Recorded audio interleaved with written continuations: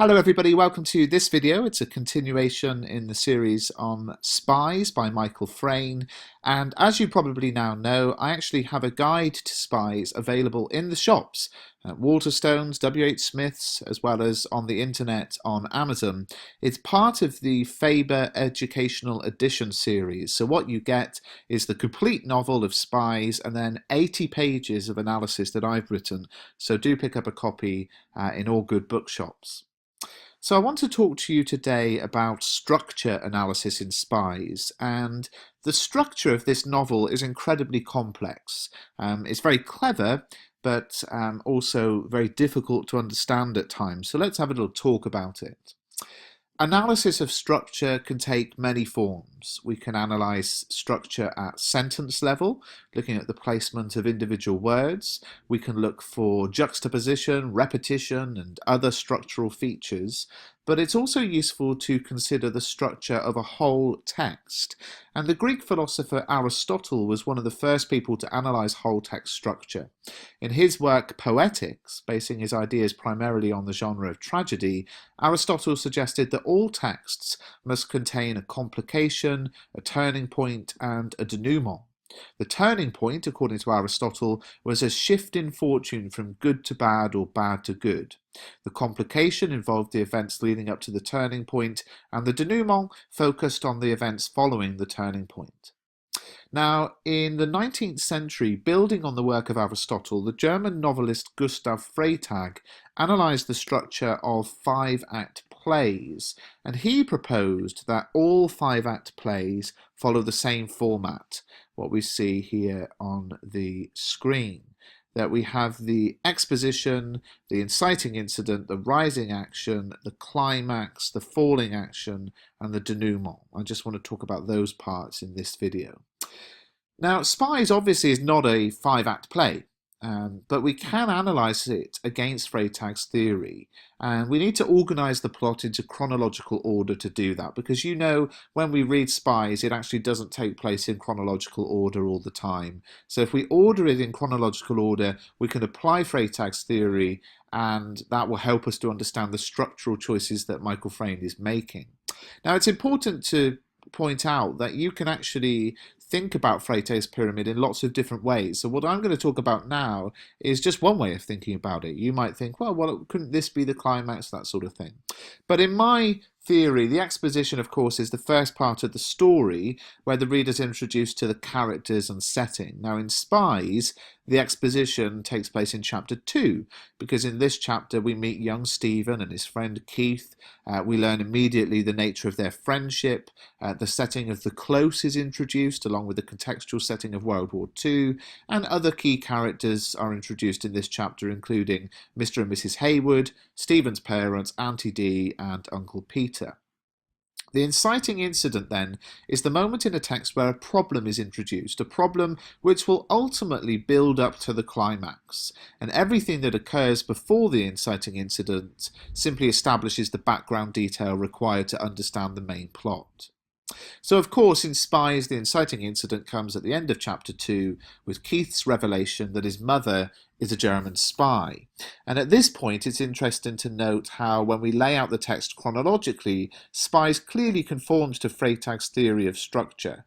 As soon as the exposition is complete and all the key characters have been introduced, the very next event is the inciting incident. And following the complex chronology of the novel can be difficult, but when explored in chronological order, the plot really does get a lot more easy to follow. The rising action is a series of events that build tension and surprise and suspense.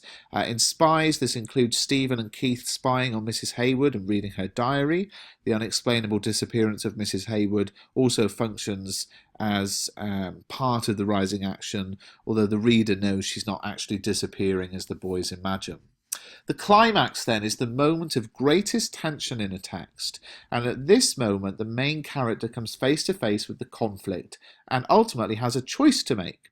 Now, in Spies, there are a number of possible interpretations as to what the climax might be.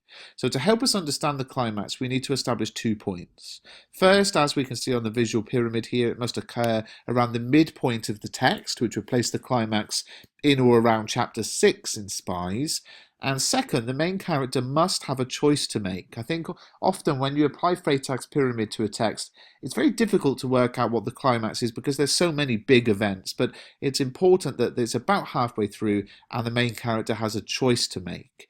And with these two criteria in mind, the climax would seem to revolve around Stephen's solo nighttime journey to the metal box in chapter 6. So chapter 6 is the middle chapter of the novel, and in this chapter, Stephen travels to the metal box, and his words actually seem very important. He says, "Never in my life before have I crept out of the house in the middle of the night. Never before have I experienced this great stillness or this strange new freedom to go anywhere and do anything." So that's on page 115. So Stephen's own words certainly seem to point to this moment being the climax of the novel. And the specific moment of climax comes at the point when Stephen realizes there's a grown man standing behind him in the darkness, and the choice he is faced with is whether to turn around to see who it is. He realizes on page 118, "I've only to turn and I shall see him." Now, this choice is very important. If Stephen turns around now, he'll be able to answer all questions about who is in the dark, who Mrs. Hayward has been visiting, and, all the mysteries will be solved. Stephen will be able to see who Mrs. Hayward visits and whether or not she's a German spy as an extension of that. But Stephen chooses not to turn and look. He runs away. The falling action would be the events that occur as a result of the climax. As a reader, we're aware the novel's reaching its end. The falling action in Spies sees Peter remove the tin box after being discovered by the boys, and under suspicion from her husband, Mrs. Hayward asks Stephen to make deliveries to Peter, Stephen reluctantly agreeing to help. The resolution then. Now, the resolution is one of the most rewarding parts of the texts. The problem is solved. The resolution of Spies is the death of Uncle Peter.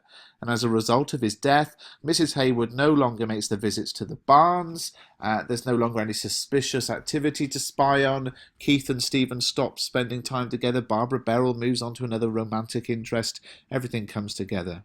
The denouement is the chronological end of the story where leftover questions are answered, and most of the denouement comes in chapter 11, but there are also facts that were established in chapter 1 which play a part in it too. We learn that Stephen himself is German, having escaped German persecution and moved to England as a young child with his family, where his name was changed from Stefan to Stephen. His father worked for British intelligence during the war. Stefan explains the mysterious man in the barns was Uncle Peter, a war deserter, and after that summer, things returned to normal. Stephen ultimately moved back to Germany to live, where he and his second wife raised a family. So as I've just said, the exact mapping out of a text against Freytag's pyramid is often open to interpretation. We've mapped out the story as it applies to the main plot of Stephen spying on Mrs. Hayward, but it's possible to map out the novel to the subplots of Stephen's sexual awakening, climaxing in the kiss with Barbara Beryl, or his friendship with Keith, climaxing in Keith cutting Stephen's throat. Alternatively, readers can map out individual Freytag's pyramids for each character. For example, Mrs. Hayward's own climax might be seen as the moment when Mr. Hayward discovers the basket intended for Peter, and the important thing to consider is, why is the whole text structure important? So when you're writing an exam answer, you need to consider the whole text structure of the moment you're writing about. If your exam gives you an extract to analyse, consider where the extract fits within Freytag's pyramid and what you therefore expect to happen at that moment.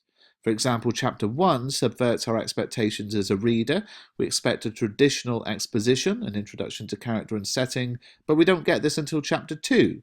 Chapter 1 simply leaves the reader with a number of questions, many of which are not answered until the end of the novel in chapter 11. Being aware of what you should expect in an opening chapter will help you to analyse why you don't get it in Spies. So the opening chapter fits neatly into the detective fiction genre and establishes the role of detective, which will be undertaken by the reader. Nothing is explained neatly. Even if you don't sit an exam that gives you an extract to analyse, you'll certainly analyse particular points in the text. In the guide, in the revision guide, I talk about chapter 6 taking on many conventions of the horror genre. And this makes more sense when we understand that chapter 6 is the climax of the novel. So the heightened level of description helps to create the necessary tension and excitement required of a novel's climax. So I hope you found this video useful. Please do pick up a copy of the Spies Educational Edition.